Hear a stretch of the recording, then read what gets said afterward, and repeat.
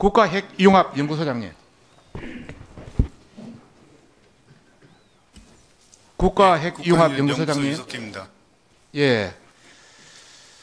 그 이터의 로드롱 사업단장은 이런 말을 했습니다. 첫 번째 단계가 원자력 발전소 건설이고, 두 번째 단계가 4세대 원자로 개발이고, 세 번째 단계가 핵융합 기술로 개발로 하나의 로드맵 안에서 진행된다, 이렇게 했습니다.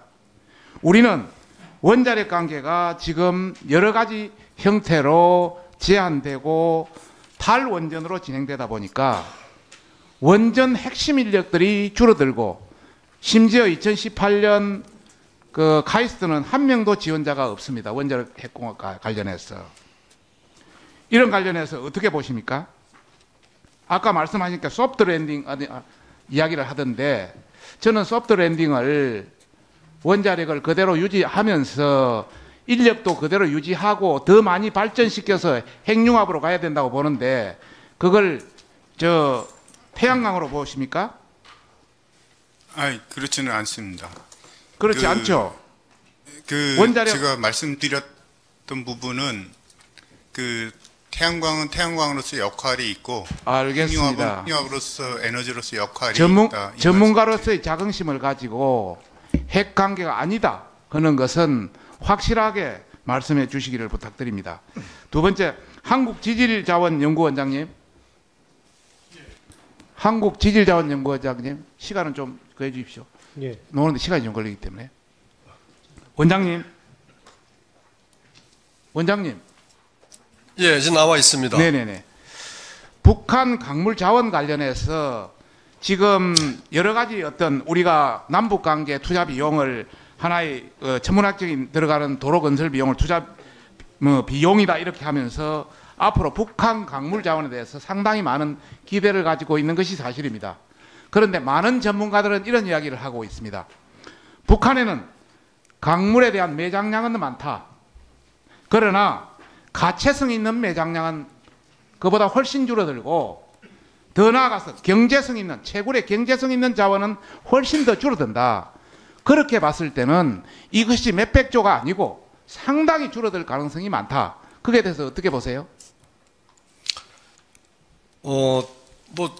다 정확히 100% 맞다라고 얘기할 수는 없지만은 하여튼 가채 매장량이라고 할지라도 그 품이나 여러 가지 저희가 잠수광체들을 판단하는 기준들이 있는데, 그 모든 것들이 다 값어치로 환산되기는 어려운 측면이 있긴 합니다. 경제성 있게 우리가 채굴을 할 수 있는 것은 훨씬 줄어든다. 그런 현황을 알고 있어야 된다는 말씀입니다. 그렇죠? 그렇습니다. 예. 예, 알겠습니다. 다음은 장애인 관련해서, 정부 출연기관 장애인 관련해서 한번 쪼겠습니다. 자료를 좀 띄워주십시오. 좀 시간을 조금 더 주십시오. 이 자료가 왔다 갔다 하다 보니까. 멈췄죠. 다음. 오케이. 정부 출연기관에는 장애인을 의무고용하게끔 되어 있습니다. 저렇게 공공기관 장애인 의무고용이라는 어떤 법이라든지 또 사업주 부담에 못했을 때는 부담금을 부담해야 됩니다. 우리 지금 2018년도는 3.2%의 장애인을 채용해야 됩니다. 다음. 국가각 우리 연구의 25개 출연기관 중에 한번 확인해 보니까 장애인 고용률이 2013년에는 1.8% 정도 돼 있다가 1.6% 계속 내려가고 있습니다. 장애인 의무 달성률이 2013년에는 73% 정도 달성했는데 지금은 52% 계속 내려가고 있습니다. 법정 부담금은 10억 부담하다가 지금 27억 부담하고 있습니다. 다음. 한국전자통신연구원 납부를 보면은 지금 현재 장애인 부담률이 66% 떨어져서 3억 100만 원 정도 부담하고 있습니다. 요걸 가지고 한번 묻겠습니다. 과학기술연구회 이사장님. 네. 이 정부가 들어와서 여러 가지 어떤 장애인이라든지 약자들에 대한 문제를 외면하지 않고 상당히 하겠다고 큰 소리는 쳤는데, 이 장애인 보면 계속 이렇게 떨어지고 부담금은 납부하고 부끄러운 일 아닙니까? 어떻게 네, 보세요? 네, 위원님 말씀이 다 정확하고요. 그 문제에 대해서 저도 상당히 좀 부끄럽게 생각하고 있습니다. 제가 이사장에 취임한 후 모든 기관에 다닐 때마다 이 문제를 항상 제기하고 장애인 고용을 조금 더 늘려달라고 제가 얘기를 하고 있습니다. 그리고 얼마 전에 장애인 고용공단과 MOU를 체결하고 구체적인 장애인 그 채용 그 활성화 방안을 지금 준비 중에 있습니다. 또 정책 연구도 지금 내보냈고요. 또 조만간 획기적인 또 그 변화가 있을 걸로 기대를 합니다.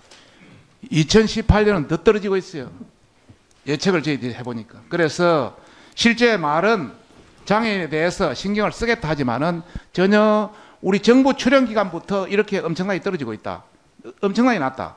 이거 다시 한번 경각심을 가져야 된다 말씀드리고 싶습니다. 네, 그러겠습니다. 한국전자통신연구원 원장님, 네. 또 뭐 지적을 해서 미안합니다만은 어떻게 보세요? 이렇게 3억 1천만 원씩 부담하고 고용 확대 계획 있어요? 예, 있습니다. 어떤 계획이 있어요? 아니 77명 중에 지금 한 50명부터 올해는 49명까지밖에 고용을 못했습니다.